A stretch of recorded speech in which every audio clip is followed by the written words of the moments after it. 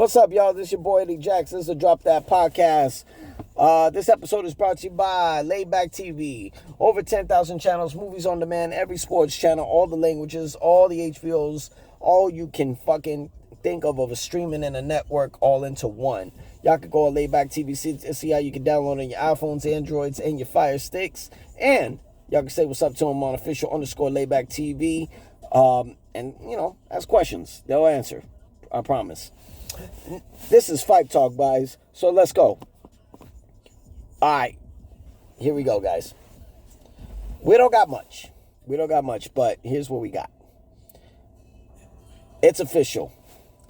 Former unified welterweight champion Earl Spence will take on former super welterweight champion Tszyu. We looking at July 26th, Australia, home country of Tszyu. Not only that, it's at 154 pounds. This will mark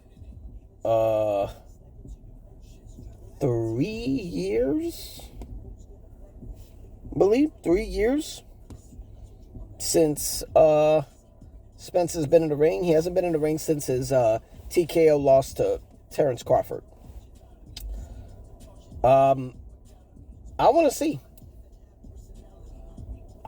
Exactly what they're going to do with Spence. With Spence, I'm very curious.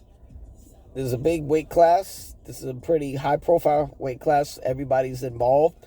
All the way to Sebastian Fedora, to Keith Thurman, Jamel Charlo, Jaron Boots Ennis. The list goes on. This is a very, very high-level weight class. Everybody, all the stars are there. All the elite fighters are. What Spence are we getting? Right? I want to see. Personally, I haven't seen a great Earl Spence since his win over Daniel Garcia. I believe that was a year later after the car wreck he had, after his win from Sean Porter. I want to see. Personally, if he don't win, and not only does he not win, he does not win destructively. Like it's a punishment, right? From Tszyu. This is retirement to me for Spence. Like, this is not, I can come back from this, I'm just gonna learn. Nah.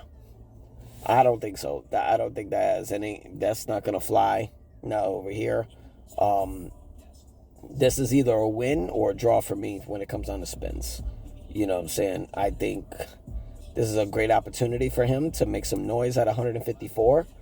I don't think title shot is coming first. You could, maybe. He never got a rematch for any title after he lost to Crawford. And remember, when he fought Crawford, he had 2 belts. No, I'm sorry. He had 3 belts. He had the IBF, the WBC, and the WBA. He was fighting to win the WBO from Terrence Crawford because that would have made him undisputed. He was this close to being an undisputed champion.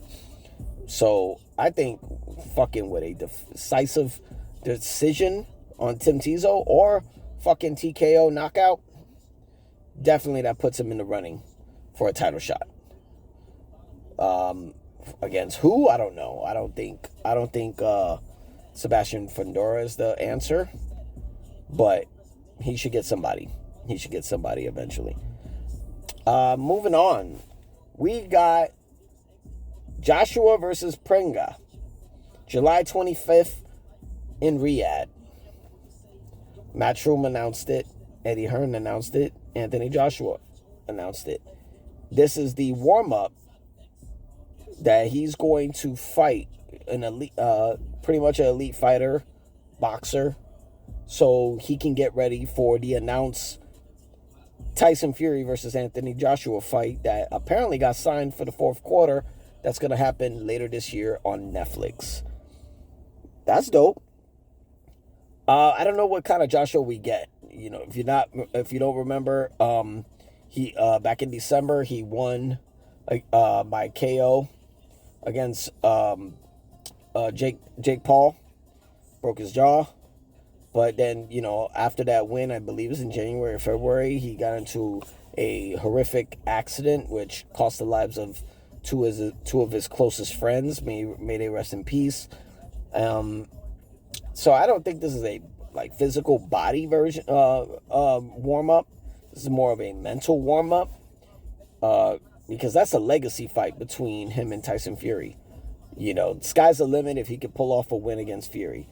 But I swear, if 2027 pops up, and not only did we not get a Fury-Joshua fight, not even announced, I'm no longer interested. I'm no longer interested because when Tyson Fury called out Anthony Joshua was looking like he didn't want it, or he at least wanted a warm-up. Because he knows this is not an easy fight. Tyson Fury is pretty much as big as it gets, heavy-wise, name-wise. Yeah, he's the real deal. He's the real deal. Former WBC world champion. This close to being undisputed, but couldn't get past pretty much Tyson Fury and Anthony Joshua's Achilles heel is very equal. Their Achilles heel is Alexander Usyk. Alexander Usyk defeated both of them back-to-back rematches as well. He took them both out twice. So that's their Achilles heel. At least they know what their Achilles heel is. But yeah, no reason why we shouldn't have gotten that fight. I hope we get the fight. You know what I mean? Because, we did get an interaction between Anthony Joshua and Deontay Wilder. I said it before. Deontay Wilder getting a fight with Anthony Joshua is fucking weird. That will be an easy fight for Joshua. I'm not interested in Deontay Wilder against Joshua, so I'm kind of glad it's not happening. I'm kind of glad it's not happening, so we can move on from that shit. But yeah, now that Fury got his warm up out of the way, now we can get Joshua in the next couple of months, and hopefully by November, December, we're finally getting a stadium. We don't need an open fucking ceiling stadium, but we need a stadium for Tyson Fury versus Anthony Joshua. That's the fight to make.